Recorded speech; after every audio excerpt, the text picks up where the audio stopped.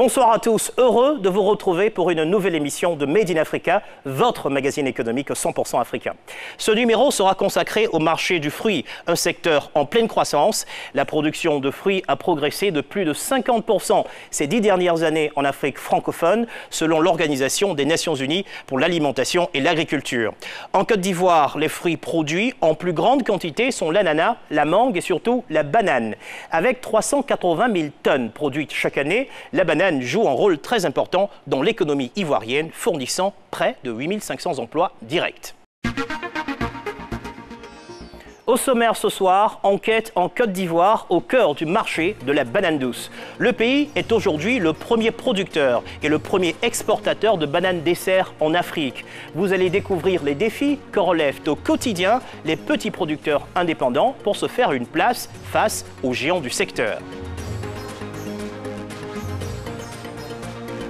Puis nous partirons à Bamako, la capitale du Mali, à la rencontre d'Aïssata Diakité. Cette jeune malienne a créé une entreprise de jus 100% naturel. Ces petites bouteilles colorées ont envahi les rayons des supermarchés et les cafés huppés de toute la ville. 500 millions de francs CFA, c'est le chiffre d'affaires que l'entreprise devrait atteindre cette année.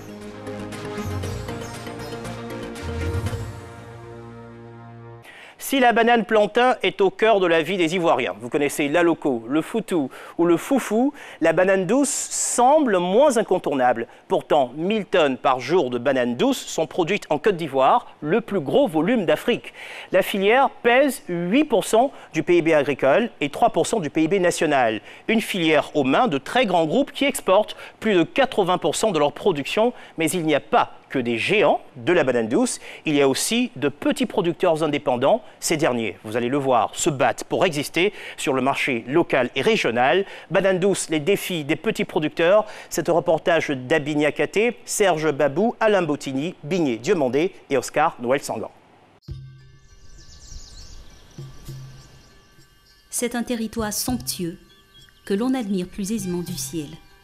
Un territoire qui borde Abidjan, la capitale économique ivoirienne, le district des Lagunes et ses grandes villes, Adzopé, Agboville ou encore Azagué.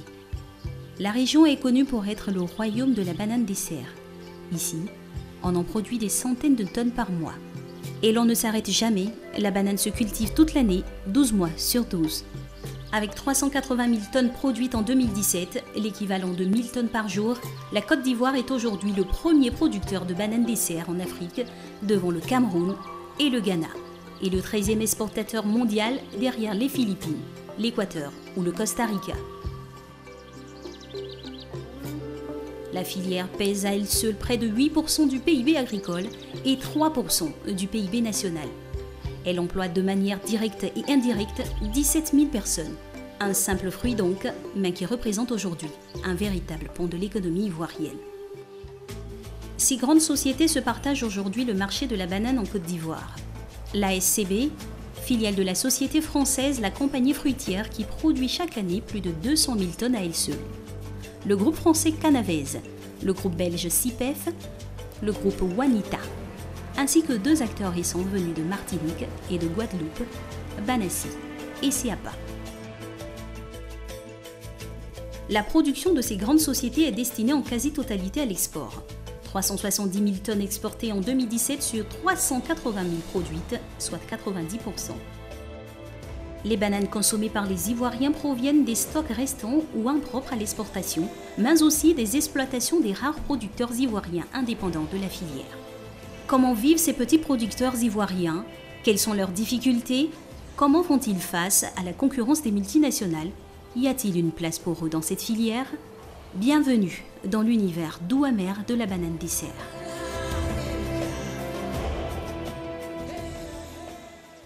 Albert Kanga, 43 ans, est un des rares producteurs ivoiriens indépendants de bananes dessert. Et il est fier de faire visiter sa plantation qui se trouve à Azagué, à 40 km au nord d'Abidjan. Cela fait 7 ans qu'il est installé là. Pour lui, la culture de la banane est une véritable passion. Ça, c'est la fleur. Nous appelons ici dans nos jargons la fleur de banane. C'est là que portent les mains et les doigts de banane. Vous voyez que déjà, le fruit a commencé à se positionner là. Et au fur et à mesure que les mains vont sortir et la popote va s'allonger jusqu'à, vous allez pouvoir avoir peut-être 8 mains, 9 mains. Les mains, c'est les bananes. Sur les mains, surtout les doigts. C'est les doigts que vous consommez. Voilà. C'est ça qu'on a là. Voilà, juste derrière à côté, vous avez maintenant les doigts qui sont en train de se positionner, les mains qui sont en train de se positionner avec les doigts. Vous voyez, là c'est une main, vous voyez, ça descend à ma main, c'est une main. Maintenant, sur chaque main, il y a des doigts. Ça, ce sont des doigts. Et là, nous avons des épiceries qu'il faut enlever après. Voilà, ceux-là, ils vont tomber tout seuls. Et au fur et à mesure, le processus continue jusqu'à ce que vous allez voir qu'il n'y a plus de mains qui sortent. Sa plantation s'étend sur 3 hectares, une goutte d'eau dans les 8000 hectares cultivés aujourd'hui en Côte d'Ivoire, mais qui demande tout de même beaucoup de travail et d'importants coûts de production. 14 personnes travaillent ici à temps plein. Le bananier est un arbre qui a besoin de beaucoup d'eau. Et si le producteur a trouvé des manières ingénieuses d'irriguer son champ en évitant les gaspillages, son choix d'utiliser des engrais naturels lui coûte très cher, presque 4 fois plus que s'il utilisait des engrais chimiques. Non, nous, ici, nous utilisons beaucoup la litière. La litière, c'est la fiente de volaille. Voilà, si vous regardez entre les bananières, on ne met même pas autour, on met dans la lait, ce qui fertilise le sol et vraiment nous donne un très bon goût, purement bio dans nos cultures. Là, si vous prenez les fruits de ce que nous ressortons ici chez nous en plantation avec le bio que nous utilisons, c'est-à-dire que la litière, c'est tout à fait différent d'un bananier qui était beaucoup nourri par les engrais chimiques. Le goût est tout à fait différent. Au plus fort de la production, la plantation d'Albert peut produire entre 55 et 105 cartons de bananes, l'équivalent d'1 à 2 tonnes par semaine. Un régime, un carton. Super. Là, vous avez entre 19, 20 kg, 21 kg. Les bananes sont récoltées vertes. Mais avant de pouvoir être consommés, ces fruits très fragiles doivent d'abord mûrir et prendre cette fameuse couleur jaune qui les distingue tant. Ainsi, qu'elles proviennent de petits producteurs comme Albert ou de multinationales, les bananes doivent passer par l'étape de la mûrisserie. Pour les multinationales installées en Côte d'Ivoire et qui exportent quasi exclusivement, le schéma est simple. Les bananes récoltées sont transportées dans des camions réfrigérés jusqu'au port d'Abidjan. Une fois arrivées à destination, elles sont envoyées dans des mûrisseries où elles restent entre 4 et 6 jours. C'est ensuite seulement qu'elles seront livrées aux distributeurs, bien jaunes. Certains, comme la SCB, la filiale de la compagnie fruitière, ont d'ailleurs intégré toutes ces étapes et possèdent leurs propres camions, leurs propres navires et leurs propres mûrisseries. Le but, contrôler le plus longtemps possible le mûrissement des bananes et bien sûr réduire les coûts. Mais pour les petits producteurs ivoiriens, ce processus est plus laborieux. Parce qu'ils n'ont pas les moyens d'intégrer toute cette chaîne, ils se tournent vers les petites mûrisseries en Côte d'Ivoire, qui se font très rares. Jacques-Marcel Djessou est l'un des rares mûrisseurs d'Abidjan. Il est propriétaire de plusieurs espaces disséminés entre Treichville et Abobo. C'est ici notamment que les bananes des petits producteurs mûrissent pendant plusieurs jours. Nous avons 3 mûrisseries et voici comment elles se présentent. Voilà.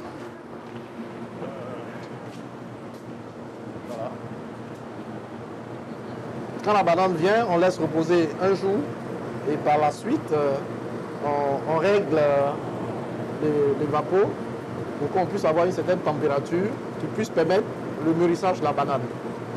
Et on met les produits que vous voyez, azéthyl. C'est ce produit-là, ajouté à la climatisation, qui va donner le résultat que nous escomptons. Le mûrissage, une étape absolument essentielle selon Jacques-Marcel afin que la banane obtienne un aspect présentable et soit ainsi vendue et consommée par le plus grand nombre. Mais il y a selon Jacques-Marcel un vrai défi en Côte d'Ivoire.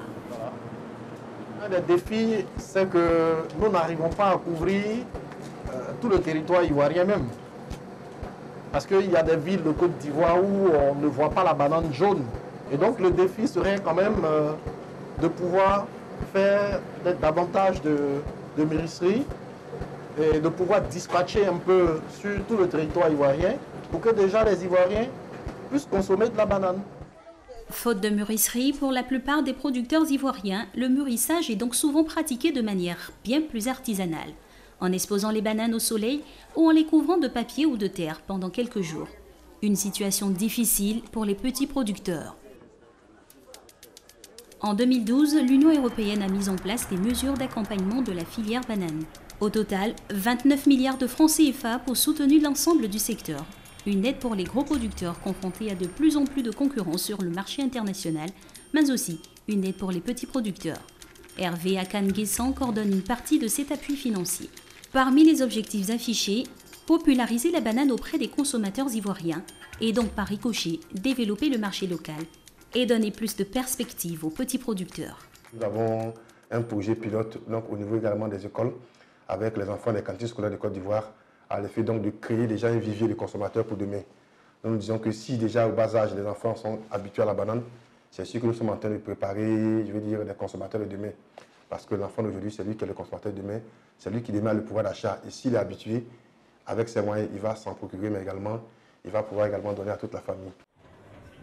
Faire aimer la banane douce aux enfants de Côte d'Ivoire pour qu'à l'avenir ils puissent en acheter, l'idée semble louable pour booster le marché local. Même problème pour les petits producteurs. Aujourd'hui, dans les grandes surfaces, on trouve les bananes des grandes entreprises de la filière et non pas les leurs. Carrefour, par exemple, se fournit exclusivement chez le compatriote français SCB, filiale de la compagnie fruitière.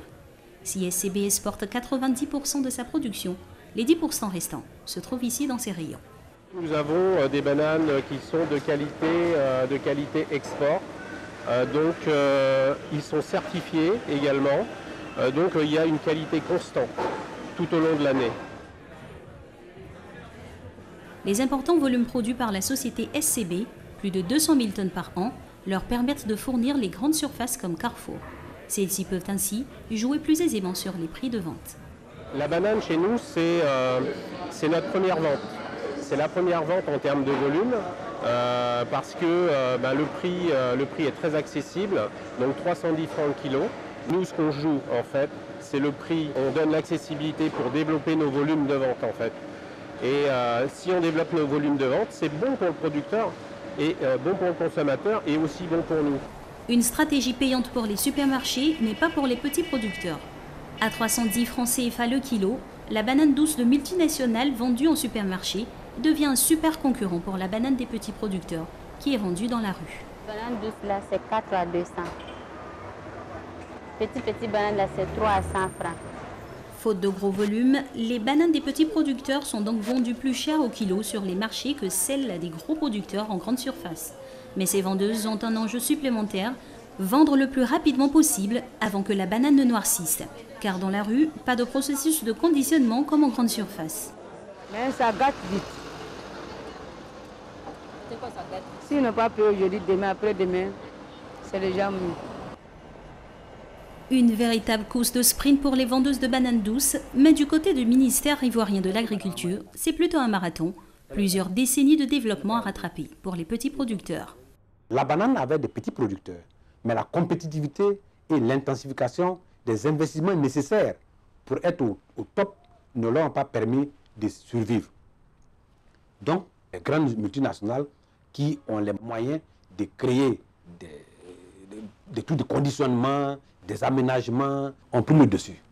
Soumaïla Bredoumi, le directeur des productions au ministère de l'Agriculture, compte sur l'aide financière de l'Union européenne pour lancer des projets d'extension des plantations dans les zones encore non cultivées et qui seraient réservées aux petits producteurs indépendants. Aujourd'hui, la banane se produit à Niakara, dans la zone de savane. Nous allons l'éteindre dans la zone du centre, de Oumi, partout. Donc, la banane va avoir sa zone de production qui s'étend sur l'ensemble du territoire. Et là, nous sommes en train de recruter, tenez-vous bien, Bac plus 2 au moins, pour faire des chefs d'exploitation. En attendant cette hypothétique extension des terres cultivables, Albert Kanga, lui, a décidé de prendre son destin en main. Avec des associés, il a créé Banapsi en 2016, une société de producteurs indépendants de bananes. Nous sommes 6 actionnaires, parce que là, vous voyez qu'un oiseau qui vole ne fait pas beaucoup de bruit, mais lorsqu'ils sont rassemblés, ils font beaucoup de bruit. Et c'est comme ça l'idée est venue, pour qu'on puisse vraiment agrandir nos parcelles. Donc, comme on s'est rendu compte que les pays limitrophes avaient besoin aussi pour pouvoir satisfaire les marchés, nous avons commencé à agrandir les parcelles. Agrandir les parcelles pour exister davantage sur le marché local, mais aussi aller au-delà de la Côte d'Ivoire pour atteindre le marché régional, le Mali, le Niger et le Sénégal, de nouveaux territoires et de nouveaux défis pour les petits producteurs. S'ils ont aujourd'hui la position de David contre Goliath, leur combat face aux multinationales n'est pas terminé. De retour en plateau avec nos invités, Soumaïla Kouassi Breidoumi, directeur général des productions et de la sécurité alimentaire au ministère de l'Agriculture et du Développement rural, et Hervé Akan-Guessan, coordonnateur du projet appui au développement du marché local et sous-régional de la banane dessert, et enfin Cynthia Aïssi, gérante de Fruities Côte d'Ivoire, un bar à jus 100% naturel, un bar à jus de fruits. Bonsoir, merci d'être là. Bonsoir. Alors, j'apprends à partir du reportage que la Côte d'Ivoire est quand même le premier producteur de bananes douces, c'est ça la banane dessert, en Afrique. On savait ça pour le cacao, premier producteur mondial, pour l'anacarde également, premier producteur mondial. Ça vous surprend ça, Cynthia, ici? Écoutez, moi, ça me surprend personnellement, notamment parce que justement au niveau du bar, c'est en étant le premier producteur, nous, on ne fait pas ce constat-là. C'est-à-dire qu'au niveau du bar, nous, aujourd'hui, il y a certaines personnes qui nous demandent des jus sans banane. Donc, je n'aurais pas pu penser que la Côte d'Ivoire était quand même le premier producteur de ce fruit-là. Voilà, alors c'est étonnant, il y a peut-être un problème de communication.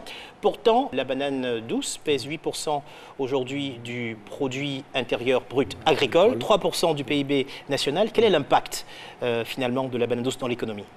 Ah oui, la banane douce d'abord, donc elle est considérée donc un prix de rente, donc qui nous permet d'avoir des devises dans notre économie. Il faut dire que comme la plupart des grandes spéculations agricoles, elles étaient orientées vers la métropole pour exportation, pour avoir les devises.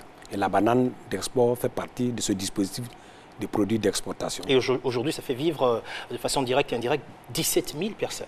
Ah oui, 17 000 personnes, mais je peux vous dire aussi que ceux qui vivent autour de cette spéculation, c'est 60 000 personnes. Donc la banane douce est la spéculation, bien la structure qui fait vivre beaucoup plus de personnes après la fonction publique. Ah, c'est intéressant. Et c'est des données qu'on n'a pas toujours. Vous n'avez pas cette donnée non plus. Non. 80% de la production va à l'export. Vers quel pays? Essentiellement les pays européens. Et puis les pays de la sous-région. Nous avons, l'année passée, nous avons fait à peu près, disons, 380 000 tonnes, comme vous l'avez dit. Sur à peu près 308 000 tonnes ont été exportées sur le marché européen. À peu près 30 000 tonnes dans la région et 20 000 tonnes au niveau de la Côte d'Ivoire. C'est intéressant. Est-ce que la Côte d'Ivoire pourrait être un jour le premier producteur mondial? C'est l'objectif. La banane fait l'objet d'une stratégie élaborée sous l'impulsion du ministre de l'Agriculture. Donc cette stratégie se décline en projets et en activités. Et le coût global de cette stratégie, c'est 100 milliards qui est prévu. Sur combien de temps? Sur jusqu'à 2020, 2015, alors, 2025. Alors, quels autres fruits en Côte d'Ivoire ont du potentiel? Ah oui, il y a la mangue. Tous ces produits-là ont pris de l'élan après la mise en œuvre du PNIA, le Programme national d'investissement agricole. Nous n'étions pas le premier pays producteur africain avant la mise en œuvre du PNIA. D'autres pays comme le Cameroun nous dépassaient. Mais la mise en œuvre nous a permis de les coiffer au poteau. Donc, il y a la mangue. La mangue aujourd'hui, c'est 30 000 tonnes, alors qu'on était à 10 000 tonnes en 2012. Donc, avec les bonnes stratégies, on arrive à faire pousser notre production. Et l'investissement qui y accompagne. Alors, on l'a vu tout à l'heure dans le reportage, on parlait de pousser la population à consommer davantage de bananes dessert. Est-ce que c'est possible? Quelles sont les stratégies qui sont mises en place? C'est possible pourvu qu'on présente la banane avec toutes ses qualités nutritionnelles et gustatives. La banane, c'est, je crois, l'un des fruits qui a, je veux dire, le plus de qualité en termes, je veux dire, de vitamines, en termes, je veux dire, d'apport énergétique. Donc, s'il y a toute une communication qui est faite autour, c'est sûr que ça peut booster. Mais malheureusement, c'est des choses qui ne sont pas sûres. Donc, naturellement, ça, je veux dire, donc, en termes de consommation sur le marché local... Il faut une communication. Cynthia, citez-nous quelques atouts, les vertus de la banane dessert. Alors, la banane aujourd'hui, c'est vrai elle contient beaucoup de minéraux, beaucoup de vitamines, comme on l'a dit.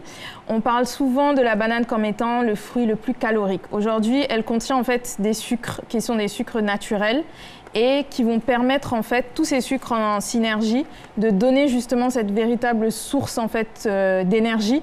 Il faut donc produire de la banane, davantage de bananes et en consommer davantage. On est d'accord. Mais entre les grands producteurs qu'on a vu et les petits, est-ce qu'on peut dire que c'est la bataille entre David et Goliath? Bon, moi... Est-ce qu'on est plus dans l'affrontement, est-ce qu'on est plus dans l'affrontement que dans la coopération? Non, je ne perçois pas ça en termes de bataille. Mais je vais dire, tout ce qu'on produit, on le produit pour une cible. Et malheureusement, la cible a ses exigences que pour le moment, jusqu'à une certaine date, les petits producteurs n'avaient pas, je vais dire, à satisfaire. Du coup, si vous produisez et que vous n'avez pas à trouver un marché, je vais dire qu'il prend, parce que 80% de la banane vendue sur le marché ivoirien provient donc des petits producteurs. Mais je vais dire que là où il y a plus d'avantages pour les petits producteurs, c'est de pouvoir le vendre hors du pays. Aller à l'export. Alors, le marché est dominé par de grands groupes. Est-ce que ça a toujours été le cas? Oui, ça a toujours été le cas initialement à la colonisation. Il faut dire que c'est des produits que nous avons hérités avant notre indépendance. Mais il y a eu une période où il y avait quand même beaucoup plus de petits producteurs que maintenant.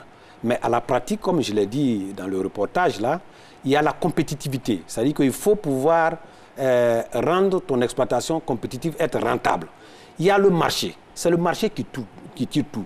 Si le marché local et régional n'est pas développé, il n'y a pas de connexion, et que vous êtes branché seulement sur le marché européen, et que vous ne pouvez pas compétir de par la logistique, de par le prix, de par un certain nombre de normes, alors vous devenez banqueroute. Alors, avec ce reportage, il y a sans doute des investisseurs agricoles qui vont s'intéresser davantage au secteur. Alors, qu'est-ce que vous nous dites? Pour réussir, c'est quoi? On se met ensemble? Oui. Est-ce que c'est ça, aujourd'hui, la solution? Pour les petits producteurs, c'est de se mettre ensemble. Parce que déjà, tout à l'heure, quand on parle, par exemple, des normes, d'abord, ces normes-là varient. Et ces normes-là, pour les mettre en pratique, c'est assez onéreux.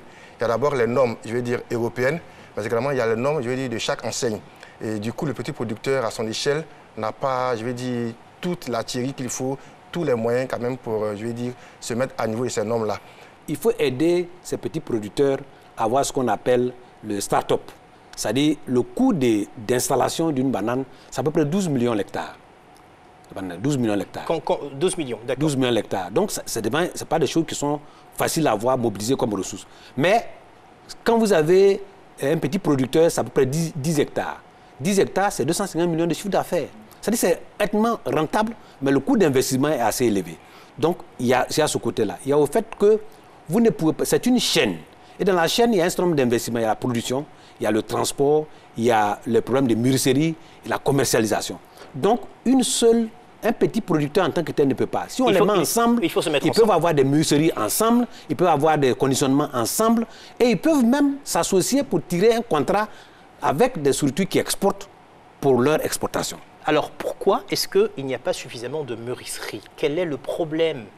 Alors, toujours, d'abord... En Côte d'Ivoire, notamment. Parce que, d'abord, les exportateurs vers les pays européens n'ont pas besoin de mûrisseries ici, puisque leur marché, c'est en Europe. Si vous le mûrissez, le temps que ça va arriver en Europe, la banane n'est plus utilisable. Donc, leur intérêt, c'est d'installer les mûrisseries à proximité des consommateurs. Maintenant, il y a le problème coût. Mûrisserie, il est en train de faire un projet pilote, on nous a présenté, c'est 400 millions. Les vraies mûrisseries pour regrouper pour faire à peu près 1500 tonnes par an. Ça coûte cher. Ça coûte cher. L'Union européenne investit dans le secteur. Pourquoi? Quelle est la motivation de l'Union? Faut dire que jusqu'alors, la Côte d'Ivoire a pour son marché d'exportation, c'est le marché européen. Et sur ce marché européen, nous sommes confrontés à la rude concurrence avec les produits qui viennent de l'Amérique latine. Parce que, en termes, je vais dire, de droits de douane, la Côte d'Ivoire ne payait rien.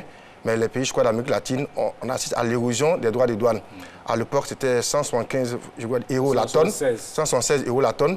Maintenant, nous sommes autour de 75 euros la tonne. Ils sont descendus même à 45. Ils sont plus compétitifs. Ça veut dire qu'ils deviennent plus compétitifs. Oui. Oui, donc maintenant, pour aider les pays ACP, donc la Côte d'Ivoire, à faire face à la compétitivité, l'Union européenne donc, apporte un financement donc, à l'ensemble des acteurs. Alors, l'ensemble des acteurs... La raison principale, c'est que... Juste une petite question. L'ensemble des acteurs, c'est à la fois les grands et les petits. Oui. D'accord, allez-y. La raison principale, c'est que les pays, les plus grands producteurs, c'est les pays comme la Chine, comme l'Inde, comme l'Indonésie. Mais eux, leur consommation, ils consomment pratiquement sur place.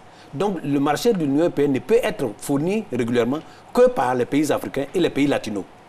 Voyez-vous, les autres produisent plus, mais ils consomment localement. Oui. Voilà. Alors, finalement, comment est-ce que cette aide est ventilée? Ça va servir à quoi? L'aide est ventilée, je crois, dans plusieurs domaines. D'abord pour, je vais dire, développer, des plantations villageoises. Également pour améliorer ou bien développer un marché local, mais également un marché sous-régional.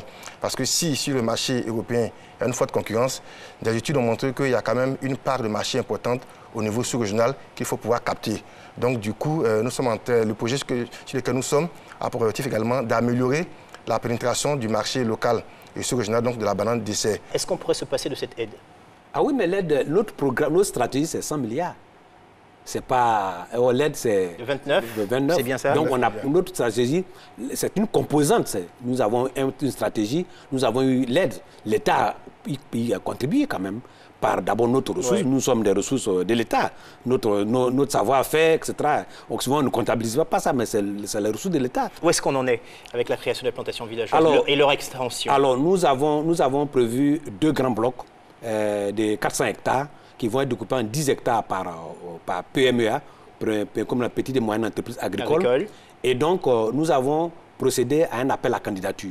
Il y a eu à peu près 300 postulants, Bac+2. Et nous avons fait un premier tri par des formations, par des enquêtes, et certains ont désisté. Et là, nous sommes à 40 pour 20 producteurs qu'on va prendre. Donc, on est en train de les former, les 40, et ne vous en faites pas, que souvent, ce n'est pas nous qui les éliminons, c'est eux-mêmes qui s'éliminent.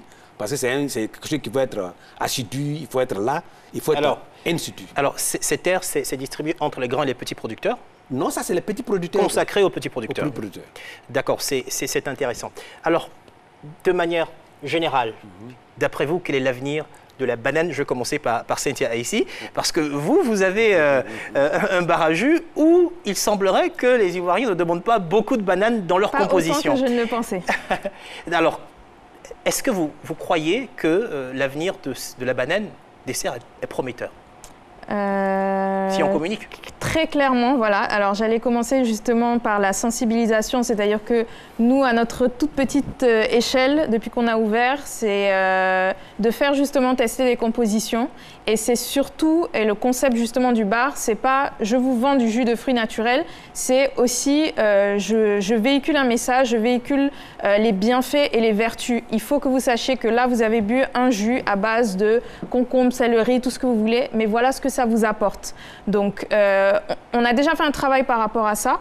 Aujourd'hui, je suis bien contente et j'ai appris énormément de choses sur la banane.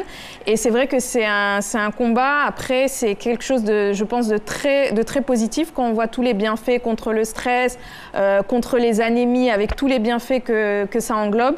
Je pense qu'avec beaucoup de communication, on devrait pouvoir y arriver, surtout qu'on est premier producteur. Donc, en Afrique, hein. Production, en Afrique. Alors, en un mot, vous y croyez, vous, la banane douce? J'y crois. J'y crois. Cynthia Aïssi y croit. Eh bien, je vous propose de découvrir quelqu'un d'autre qui y a cru. Elle n'a pas 30 ans et est déjà à la tête d'une entreprise de 30 personnes avec un chiffre d'affaires de 500 millions de francs CFA. Je veux parler d'Aïssata Diakité. Cette jeune entrepreneuse malienne a lancé en 2016 Zaban, une marque de jus de fruits 100% naturel. Pour comprendre les ressorts de cette success story et pour découvrir comment les jus sont produits, nos équipes sont allées à la rencontre d'Aïssata à Bamako, au Mali. Une véritable reine qui compte dans sa cour princes et princesses, comtes et comtesses. Vous comprendrez, la reine des jus au royaume du fruit, c'est un reportage signé Abi Niakate, Serge Babou, Alain Bottini et Oscar Noël Sangan. Bamako, la capitale du Mali. Cette jeune femme, c'est Aïssata Diakité, une jeune entrepreneuse de 29 ans. En ce début d'après-midi, elle se rend dans un célèbre supermarché du centre-ville afin de vérifier si ses produits sont bien exposés en rayon. Bonjour, ça va? Ça va. Tu vas bien? Super. Les trésors d'Aïssata Diakité, ce sont ces petites bouteilles aux couleurs vives et aux noms étranges qui accueillent les clients dès l'entrée. Le duc, la duchesse, le comte, la comtesse, telle une véritable cour royale. Une gamme de jus frais 100% naturels qu'elle fabrique au Mali sous la marque Zaban. Aujourd'hui, on va dire les deux produits phares, c'est ces deux-là. Donc la duchesse qui est du 100% Zaban, qui a donné même nom à la marque, qui est un produit sauvage, un super fruit issu du Mali. Et on a aussi les guerriers, qui est un mélange de moringa, kenkeliba, gingembre et baobab, qui marche très bien en fait. Donc je vais vous montrer un peu notre rayon. Donc il est en train de faire les mises en place. Généralement on a tout le temps des ruptures de stock en fait. Et voilà. Et ça c'est négocié avec les propriétaires du magasin? Exactement. En même temps c'est l'un des supermarchés de la place à nous faire confiance dès un bon moment. Et c'est négocié avec eux. On a notre place, mais après, il faut tout le temps suivre en fait. Aujourd'hui, les jus Zaban sont distribués dans tous les points stratégiques de Bamako. Supermarchés, hôtels, stations d'essence, restaurants ou aéroports. Ils s'affichent aussi fièrement aux quatre coins de la ville, sur des panneaux géants. C'est simple, aujourd'hui au Mali, impossible de passer à côté du phénomène Zaban. Et si Aïssata Diakité préfère rester discrète sur ses performances, les vendeurs, eux, ne tarissent pas d'éloges. En voyant une chaîne comme elle, lorsqu'elle est venue nous proposer, on n'a pas hésité du tout et puis on a essayé de tenter. Quand les clients ont goûté et ils ont appris que c'est malien, en tout cas ils étaient fiers, ça a marché en tout cas. L'audace d'Aïssata porte ses fruits. Avec une production qui varie aujourd'hui entre 5 000 et 10 000 bouteilles par jour, le chiffre d'affaires de la marque Zaban pourrait rapidement atteindre cette année les 500 millions de francs CFA, stimulé par un marché de la boisson qui croît globalement de 10% aujourd'hui en Afrique. Mais comment en est-elle arrivée là? Comment a-t-elle réussi à imposer sa marque dans les rayons? Dans un secteur aussi concurrentiel que les boissons, où les marques des multinationales font la loi, dans un pays, le Mali, où le jus de bissapre ou de gingembre sont rois. Comment a-t-elle à 29 ans seulement réussi à se créer une place au soleil?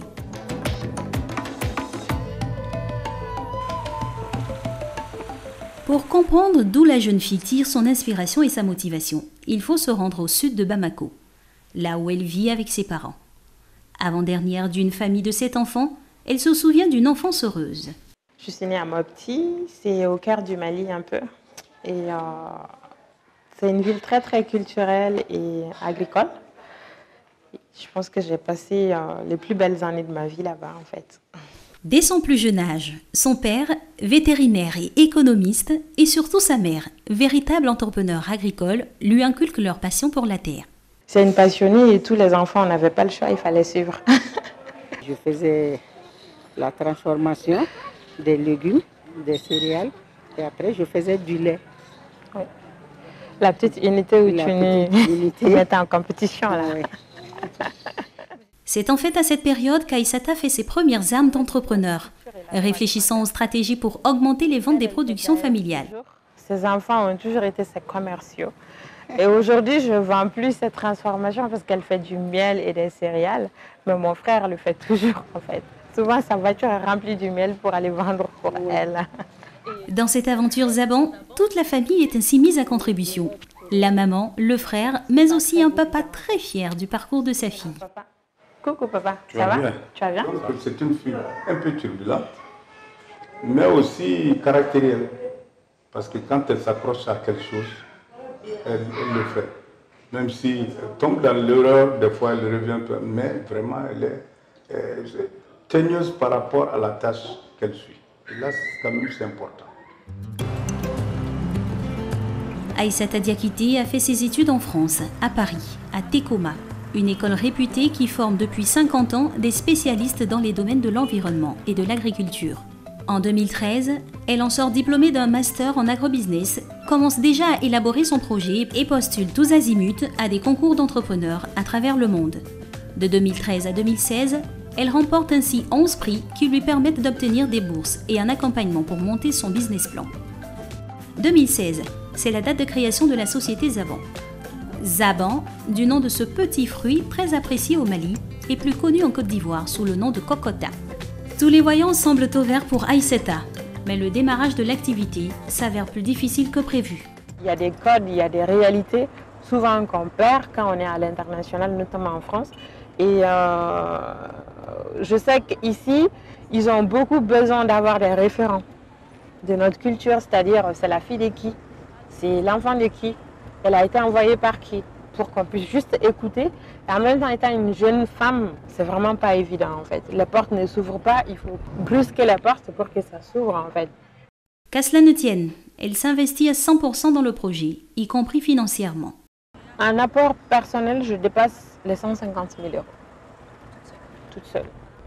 Et j'ai jamais hésité à casser toujours mon PL en France, prendre tout l'argent et investir dans le projet en fait. Après, en termes d'investissement aujourd'hui, au début, on a commencé tout petit avec quelque chose de 200 000 euros, mais là, après tout ce qui a été fait, les équipements qu'on a achetés, les emballages, etc., on est à plus de 450 000 euros. Et pour faire face à la demande et notre ambition actuelle, on a besoin d'environ 1 million d'euros en fait. C'est à Sébenankoro, de l'autre côté du fleuve, à l'extrême ouest de Bamako, que la jeune femme a installé le siège de son entreprise. Bonjour Alassane, ça va? Oui, ça va. Tu vas bien? Oui, ça va bien. Tout se passe bien? Oui, ça va. Et les livraisons, l'équipe, oui, tu vas bien? Ça va. Super. Zaban emploie aujourd'hui 30 personnes à temps plein, dont 15 stagiaires pris en charge par l'Agence Emploi Jeunes du Mali. Un staff auquel s'ajoutent 35 personnes en saison de récolte des fruits. Pour ces jus, Aïssata utilise de nombreuses plantes produites au Mali. Menthe, gingembre, quinqueliba, hibiscus ou moringa. Directement livrées au siège de l'entreprise, elles sont ensuite triées dans l'arrière-cour. Là, c'est vraiment des opérations où l'œil est indispensable et la main. Il faut tout trier, il faut tout toucher, séparer les feuilles. Après, on a d'autres opérations de triage et de lavage carrément pour enlever les particules indésirables. Des plantes qu'elle mélange selon des recettes avec des fruits, comme la mangue, la goyave ou encore le tamarin.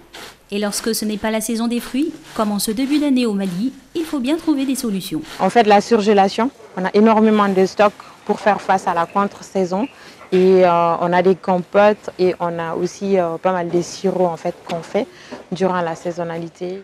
Chaque millimètre du bâtiment est optimisé, notamment pour stocker les cartons et les bouteilles en verre ou en PVC qu'elle est obligée d'importer, faute de trouver le bon rapport qualité-prix sur place. Et on n'arrive pas à trouver l'offre en packaging agroalimentaire. La demande elle est réelle et on est obligé d'importer en fait et de l'Europe en fait. Des frais d'importation qui pèsent aujourd'hui grandement sur les charges de l'entreprise, bien plus que les matières premières et les salaires. À lui seul, l'emballage, bouteilles et étiquettes comprises, c'est aujourd'hui 20% des coûts de production. C'est au rez-de-chaussée que sont fabriqués les nectars, dans une salle où il faut être équipé avant d'entrer, par mesure d'hygiène. Ces cuves-là, c'est des cuves de 1000 litres. Et là, on a des formats de 300 ml, donc on peut aller jusqu'à 40 000 bouteilles. Mais aujourd'hui, on n'atteint pas toutes ces capacités-là parce qu'on est encore en croissance, en conquête de marché, en prospection. Et on peut aller jusqu'à 10 000 bouteilles jour en fait. 10 000 bouteilles de 30 centilitres produites les meilleurs jours. Pour vous donner une idée, 30 centilitres, c'est un peu moins qu'une canette de coca. Petit calcul, cela fait 3 000 litres par jour, 60 000 litres par mois et 720 000 litres par an. Une production qu'il faut ensuite écouler. Et pour cela, la jeune femme a mis en place une stratégie bien rodée. À 29 ans, Aïssata Diakité fait partie de cette génération d'Africains ultra connectés. Et pour elle, le développement de son activité passe forcément par une communication très poussée. Il faut faire vivre la marque, à la télévision, sur Internet et surtout sur les réseaux sociaux. Une visibilité qui a un coût. En 2017, le budget communication de Zaban s'est élevé à 15 millions de francs CFA. Mais dans un pays où le salaire moyen minimum, le SMIC, s'élève à 40 000 francs CFA, les jus Zaban, qui sont vendus à 500 francs CFA les 30 centilitres, restent toutefois réservés à une catégorie aisée de la population. De quoi donner, selon les quelques rares critiques, une étiquette de marque un peu bourgeoise à la marque Zaban. Ce qu'Aïssata refute tout en justifiant ses prix. Les prix, c'est vrai, c'est très important sur notre marché. Et la qualité aussi. On éduque nos consommateurs pour qu'ils viennent vers nos produits, parce que c'est des produits qui répondent à une demande du quotidien, donc manger mieux pour sa santé. Cette étiquette de produit un peu bourgeois, mais branché, lui permet toutefois de cibler facilement les lieux où atteindre sa clientèle et de se bâtir un réseau de distribution efficace. Début de matinée à ACI 2000, le quartier d'affaires de Bamako, capitale du Mali, où se situent tous les sièges d'entreprise. Il est 9h et Aïssata a rendez-vous au spot, le nouveau lieu à la mode de Bamako, ouvert par 2 jeunes cadres maliens, eux aussi issus de la diaspora. Un lieu où l'on peut déguster du café, des desserts et bien sûr des jus Zaban. Et pour le propriétaire des lieux, Zaban incarne parfaitement l'esprit de son café. Quand nous avons lancé Zaban, on a d'abord eu des journées de dégustation gratuites où les clients sont venus, ils ont été exposés. Et après cela, quand c'est devenu payant, avec les employés, on essayait de voir quel jus ils aimaient, quel jus ils n'aimaient pas. Et nous, on faisait un retour à Aïssata. Non seulement du côté prix, mais du côté qualité. Et les premiers Zaban sont différents des deuxièmes Zaban que nous avons aujourd'hui. Grâce, je pense, avec ces feedbacks que nous et tant d'autres l'ont donné. Point de vente par point de vente, la jeune femme négocie sa bonne place dans les rayons ou les stands. Signe des partenariats avec les supermarchés. Le but, être visible partout, tout le temps, dans le maximum de lieux. Okay, on peut y aller. Avoir la meilleure place ou une bonne place dans les rayons, c'est très important pour nous. D'ailleurs, on a des commerciaux qui font des tournées tous les jours auprès de nos partenaires pour voir le positionnement. On n'hésite pas à faire des opérations de marketing direct, aller vers les consommateurs qui viennent vers ces lieux-là. Aussi être en contact tout le temps avec les propriétaires du lieu, en fait, pour toujours faire attention à la marque, en fait. Et elle ne compte pas s'arrêter là. Aïssata Diakité déborde de projets. La jeune malienne espère étendre ses ventes dans la sous-région et partir à la conquête du Sénégal et de la Côte d'Ivoire pour vivre le rêve africain.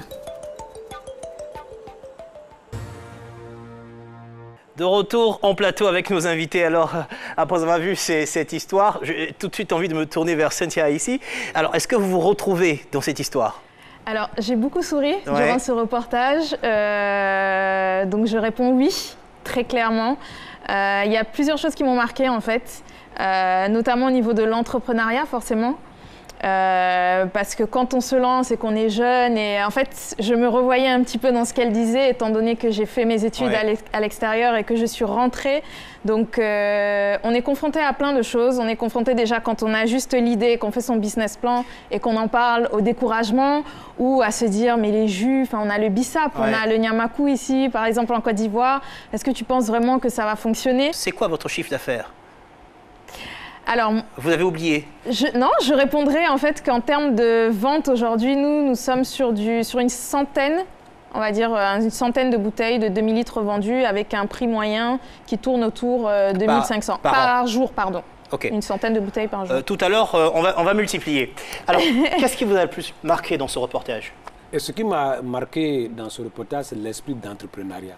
C'est de oser un créneau même qui semblait être bouché, de 6 mètres, et d'apporter une touche particulière qui fait qu'on gagne le marché. C'est aussi le porte-à-porte. C'est-à-dire qu'elle s'est engagée porte-à-porte et elle va jusqu'à voir le positionnement de ses produits sur le marché. Ça, c'est important. Ce qui m'a marqué aussi, c'est qu'elle est sortie d'une famille dont, dès l'enfance, elle était dans le commerce. Elle était commerciale avec sa maman. Et non seulement son père vétérinaire, et sa maman entrepreneuse agricole. C'est-à-dire qu'il faut commencer dès l'environnement à mettre à la tête. Mais aujourd'hui, comment est-ce qu'on les aide, ces jeunes entrepreneurs? Est-ce qu'il y a des mesures, notamment dans le secteur agricole, qui sont mises en place pour les aider, pour les pousser?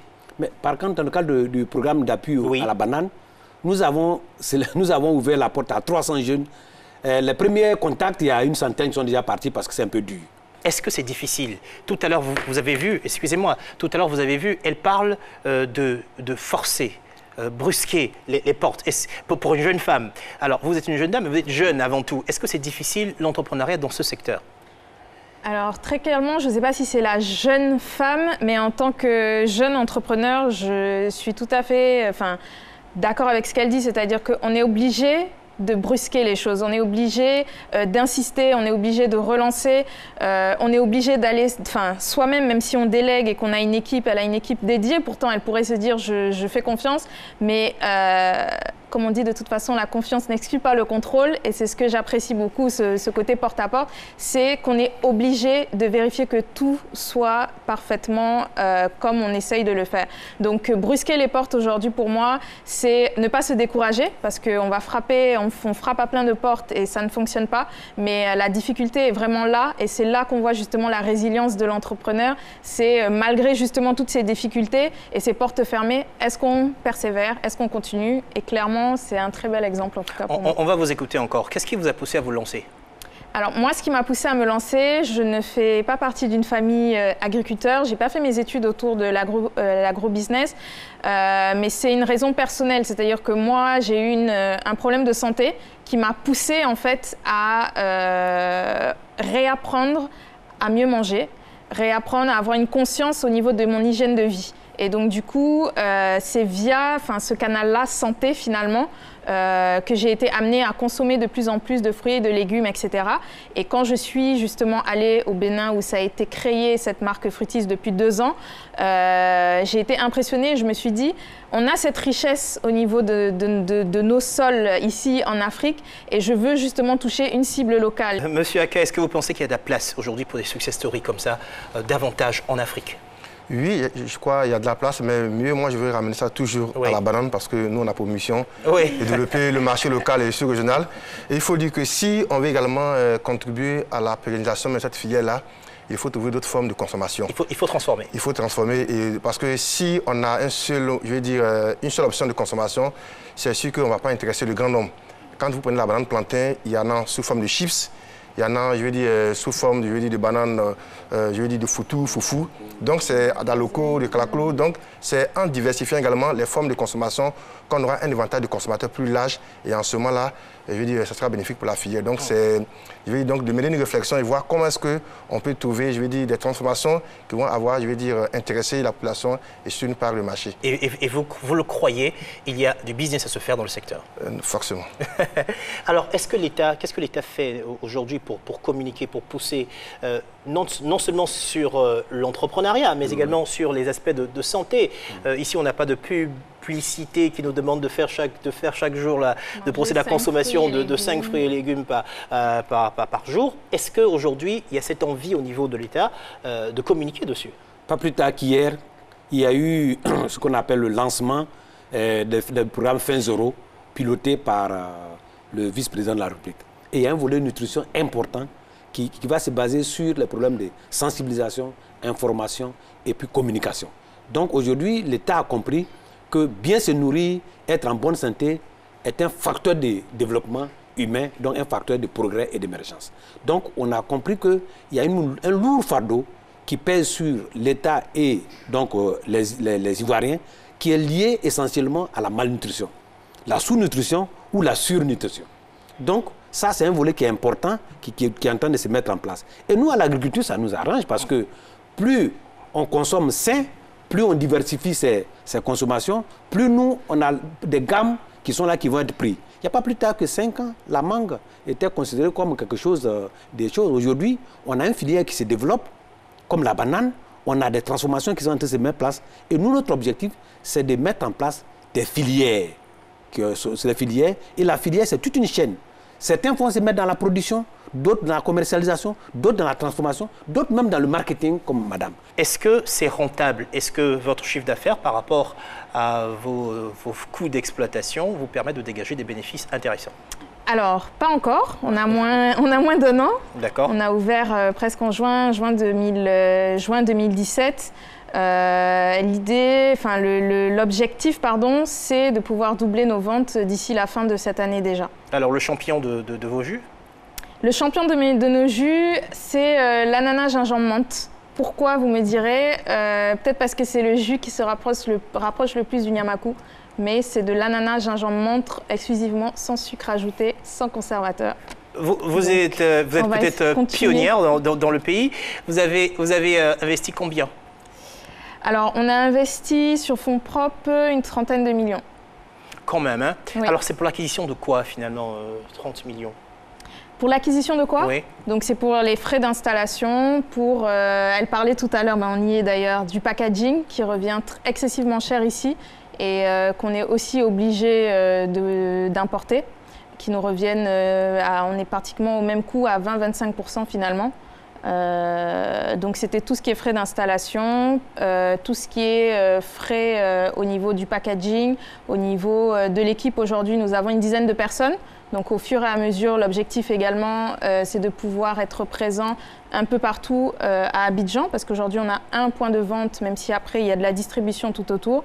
Donc, intéressant. On a beaucoup d'investissements à faire. Quel conseil vous donneriez à des entrepreneurs qui aimeraient se lancer dans le business du fruit, sous toutes ses formes? Je vais dire, de ne pas... D'abord, c'est de capter le besoin qu'il y a sur le marché. Parce que bien souvent, également, les actions d'entrepreneuriat sont un peu du snobisme. C'est de voir, par exemple, si vous devez mettre un produit sur le marché, est-ce qu'il y a un réel besoin?